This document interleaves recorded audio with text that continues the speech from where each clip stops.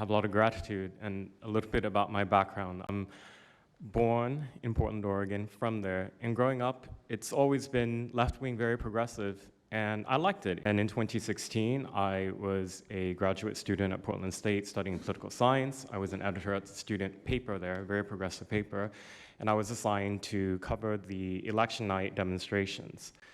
Well, the elections night protests turned to riots, 3 days of violent rioting in Portland, and it was the first time that I saw groups dressed in black with their faces covered. This was 4 years before COVID. Some of them were waving the black flag of anarchism, some the red flag of Marxism.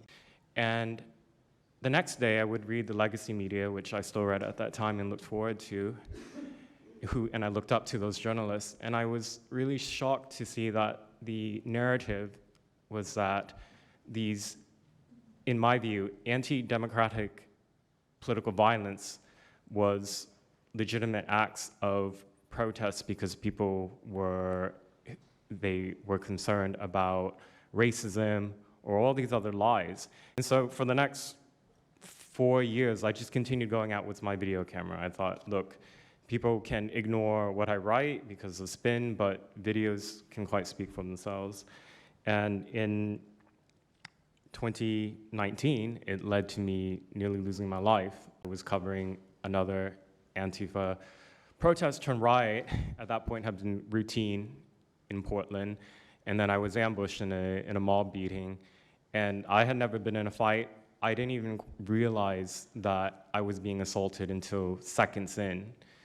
And the punches came from everywhere on my head and my face, and I was bleeding out of my eyes and ears, and then they threw all the drinks in my eyes to humiliate me further and to laugh at me.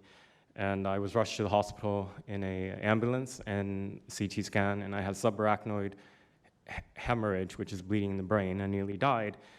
And after surviving that, the reporting that I saw in liberal media it seemed to suggest that I had deserved it because they branded me far right, and some even went so far as to suggest that I maybe faked my injuries.